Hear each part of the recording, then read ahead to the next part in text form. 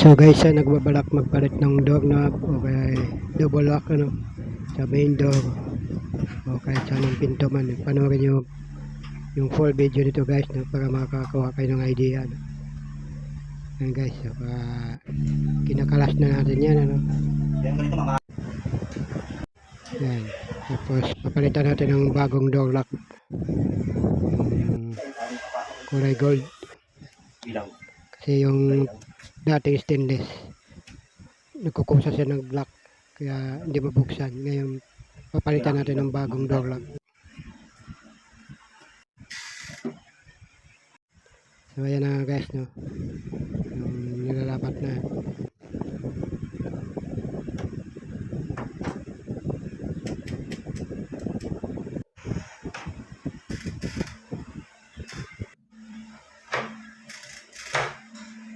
So ganun lang kadali guys pagsalpak ng door lock.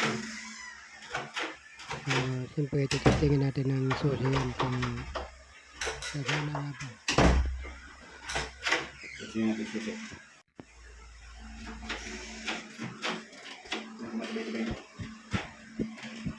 Ayan guys, may salpak na kagad.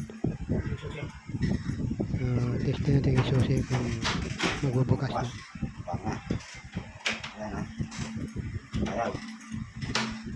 Ayan. Okay na.